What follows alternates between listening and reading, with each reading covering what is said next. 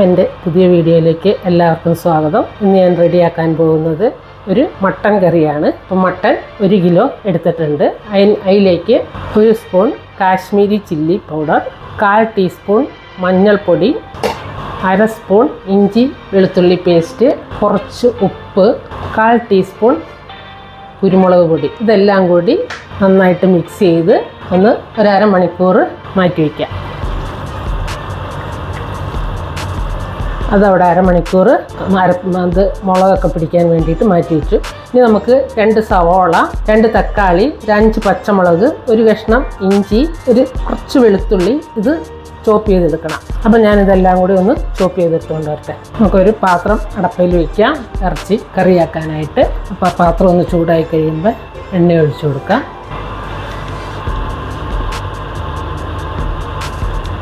എണ്ണ ചൂടായിട്ടുണ്ട്. നമുക്ക് ഇത്തിരി കടുക് ഇട്ട് കൊടുക്കാം.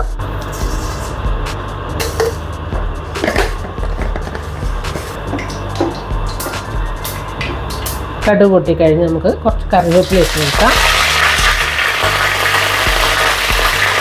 കുറച്ച് ഇഞ്ചി ഇട്ട് കൊടുക്കാം, കുറച്ച് വെളുത്തുള്ളി, പച്ചമുളക്,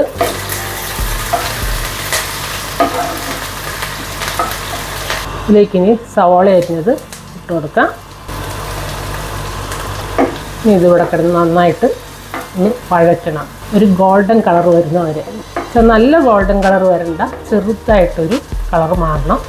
സവോള നന്നായിട്ട് മൂത്തിട്ടുണ്ട്. ഇനി നമുക്ക് അതിനകത്തേക്ക് തക്കാളി ഇട്ട് കൊടുക്കാം.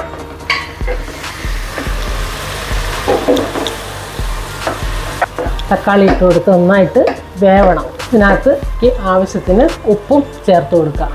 തക്കാളി നന്നായിട്ട് വേവണം. അപ്പോൾ ഇതൊന്ന് ഇനി മൂടി വെച്ച് വേവിച്ചെടുക്കാം. തക്കാളി വെന്തിട്ടുണ്ട്. നമുക്കിനി ഈ ചിക്കൻ ഇതിലേക്കിട്ട് വഴറ്റി കൊടുക്കാം. അല്ല, ചിക്കനല്ല, മട്ടൻ കേട്ടോ, സോറി, മട്ടൻ.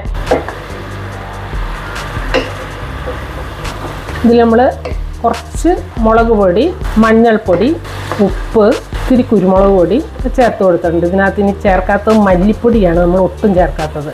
അപ്പോൾ നമുക്ക് ഇതൊന്ന് ഒരു 10 സെക്കൻഡ് വഴറ്റിയേച്ച് നമുക്ക് ആ പൊടികളൊക്കെ ചേർത്ത് കൊടുക്കണം.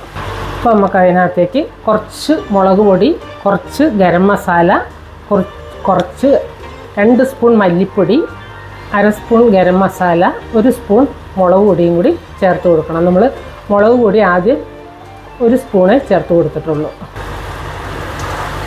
ഇത് നന്നായിട്ട് മിക്സ് ചെയ്ത് മൂടി വെച്ച് വേവിക്കണം. ഇതിനകത്തേക്ക് നമുക്കിനി കുറച്ച് വെള്ളം ചേർത്ത് കൊടുക്കാം.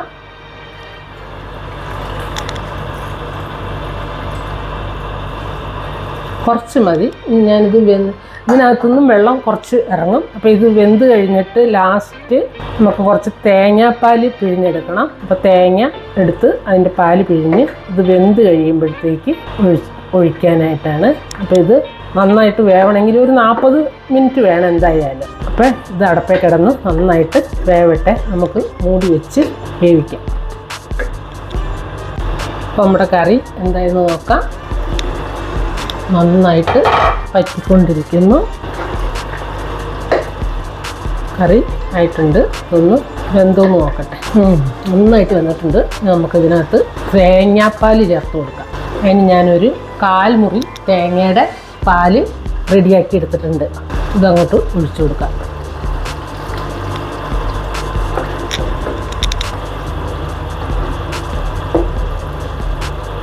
കറി നല്ല തിക്കായിട്ടാണ് വന്നിരിക്കുന്നത്.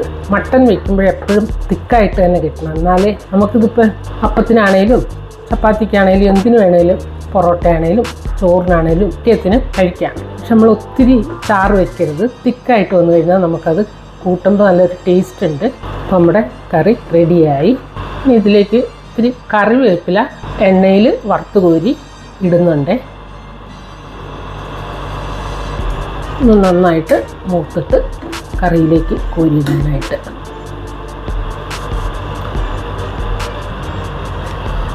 അപ്പോൾ നമുക്ക് ആസ്വദിച്ച് കഴിക്കാവുന്ന, അപ്പത്തിൻ്റെ കൂടെയോ പൊറോട്ടയുടെ കൂടെയൊക്കെ ആസ്വദിച്ച് കഴിക്കാവുന്ന മട്ടൻ കറി റെഡി. അപ്പോൾ നിങ്ങൾ എൻ്റെ വീഡിയോ കണ്ടിട്ട് ലൈക്ക് ചെയ്യുക, ഷെയർ ആൻഡ് സബ്സ്ക്രൈബ് ചെയ്യുക. ഇനിയൊരു പുതിയ വീഡിയോ ആയിട്ട് വരുന്നത് വരെ ബൈ.